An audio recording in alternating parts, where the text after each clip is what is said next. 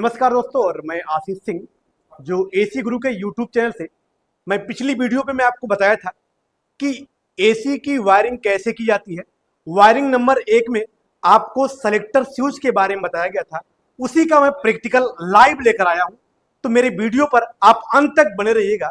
मैं एक एक पार्टों से विस्तार रूप से आपको परिचय में कराऊंगा। तो आइए मैं वायरिंग को स्टार्ट करता हूं। जी दोस्तों, तो वायरिंग नंबर 1 में कौन कौन से पार्ट लगेंगे, ये क्या कार्य करेंगे, इसके बारे में मैं विस्तार रूप से बताने जा रहा हूं। पार्ट नंबर 1, ये दोस्तों कंप्रेसर है जो हमारे गैसों को एक स्थान से दूसरे स्थान तक पहुंचाने का कार्य करता है। इस कंप्रेसर में सप्लाई देने के लिए 3 खूंटियां बनी होती हैं, जिसमें कॉमन का, रनिंग का और स्टार्टिंग का पॉइंट होता है, जिससे 3 तार निकलता है। ये तीनों तार कहां जाएंगे ये आपको मैं अभी आपको बता रहा हूं। मेरी वीडियो पर आप अंत तक बने रहिएगा। उसके बाद दोस्तों ये मेरा फैन मोटर है। इस एसी के फैन मोटर में दोनों तरफ पत्तियां लगी होती हैं, जिसमें एक तरफ ये कंडेंसर फैन लगा होता है और दूसरी तरफ ब्लोअर फैन लगा होता है। कंडेंसर फैन हमारे कंडेंसर को ठंडा करता है, ब्लोअर फैन कमरे में ठंडी हवा फेंकने का कार्य करता है। फिर उसके बाद नेक्स्ट पार्ट पे चलते हैं। ये हमारा सेलेक्टर स्विच है, एसी का सेलेक्टर स्विच, जो क्या करता है, यह पूरी एसी को चलाने का कार्य करता है। नाम क्या है दोस्तों? Selector switch. काम क्या होता है? पूरी एसियों को चलाने का कार्य करता है। अगला पार्ट मेरा है कैपेसिटर। ये रनिंग कैपेसिटर है दोस्तों, जो दोनों कार्य करता है, मतलब मोटर को लगातार चलाने का भी कार्य करता है और झटका मारकर स्टार्ट करने का कार्य करता है, जिसका पावर 45 एमडी होना चाहिए, ताकि दुनिया के किसी भी एसी को आसानी से ऑपरेट कर सके। जी दोस्तों, तो ये नेक्स्ट पार्ट हमारा थर्मोस्टेट है, जो कूलिंग को कंट्रोल करने का कार्य करता है। नाम क्या है?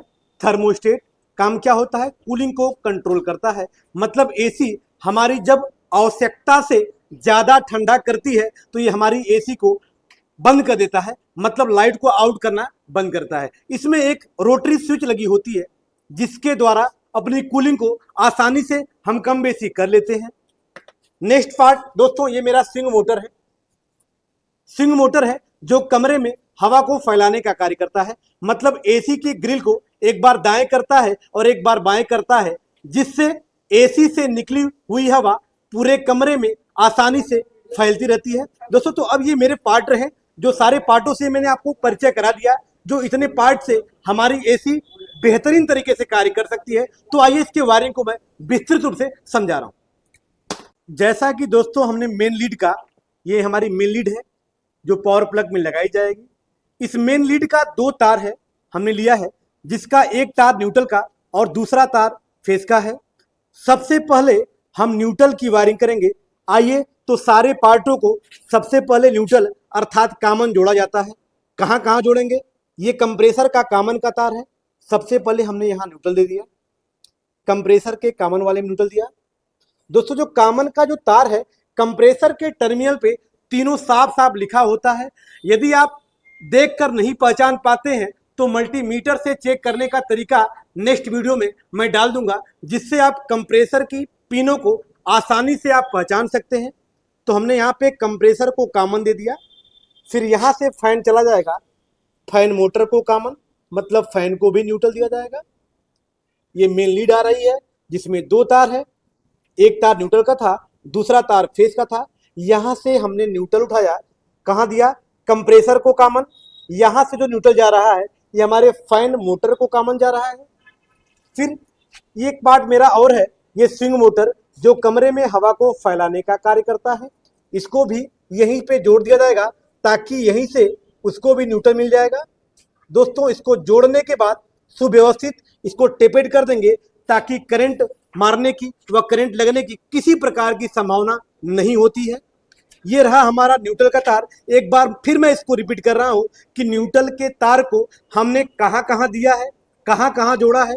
ये न्यूट्रल का तार है दोस्तों, यहां से चला गया कंप्रेसर मोटर को कॉमन, ये न्यूट्रल चला गया फैन मोटर को कॉमन, और ये चला जाएगा स्विंग मोटर को कॉमन। दोस्तों, अब हम फेस की वायरिंग करेंगे।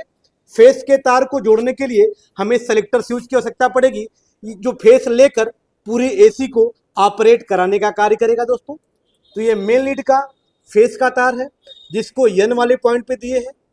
फेस के तार को सेलेक्टर स्विच के एन वाले पॉइंट पे देंगे। एल वाले पॉइंट से आउट करा के कहाँ दिया जाएगा? स्विंग मोटर में दिया जाएगा दोस्तों। स्विंग मोटर में एन पे लाइट दिया जाएगा, एल से आउट करा के स्विंग मोटर को दे दिया गया। नीचे जो पिनें बची हुई हैं जिसमें 1 नंबर की पिन हाई की होती है, ये फैन का हाई का तार है जिसको 1 नंबर पे खोला जाएगा। ये फैन का लो का तार है जिसको 4 नंबर पे हमने दिया है। अर्थात 5 पिन सेलेक्टर स्विच में 1 नंबर से हाई को दिया गया, 4 नंबर से फैन को लो दिया गया। 3/2 की पिन बचेगी और 3/2 की जो पिन होती है दोस्तों, ये लाइट कहाँ देगी? थर्मोस्टेट पे। यहाँ से लाइट कहाँ आ जाएगी? थर्मोस्टेट पे आ जाएगी, जो कूलिंग को कंट्रोल करता है। थर्मोस्टेट दूसरे पॉइंट से लाइट को आउट करेगा। कहाँ आउट करेगा? रनिंग कैपेसिटर के 4 वाली खुटी पे आउट करेगा, क्योंकि 4 वाली खुटी फेस का पॉइंट होता है, मेन का पॉइंट होता है, अर्थात वहीं पे फेस दिया जाता है। जहां पे फेस जाएगा उसी पिन से रनिंग को चला जाएगा। ये ब्लैक वाला तार रनिंग का तार है जिसको 4 वाली खुटी पे देना जरूरी है, अन्यथा आपका मोटर जल जाएगा।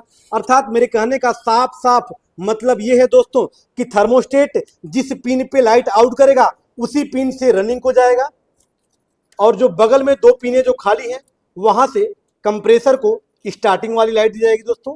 ये स्टार्टिंग का तार है जो कैपेसिटर के दूसरी वाली पॉइंट पे जाएगा, अर्थात स्टार्टिंग वाली पॉइंट पे जाएगा। जिस पे फेस गया था वहां से रनिंग को चला गया था, दूसरे वाली पिन से स्टार्टिंग को चला गया। तो ये रहा हमारा वायरिंग नंबर 1 की पूरी वायरिंग हमारी कंप्लीट होती है।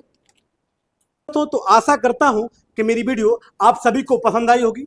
तो यदि मेरे चैनल पे आप नए हैं तो चैनल को लाइक, सब्सक्राइब और बेल आइकन दबाना न भूलिएगा, ताकि ऐसी बेहतरीन ब्लॉकबस्टर वीडियो यदि अपलोड हो तो सबसे पहले आपके यहाँ पहुंच सके। धन्यवाद।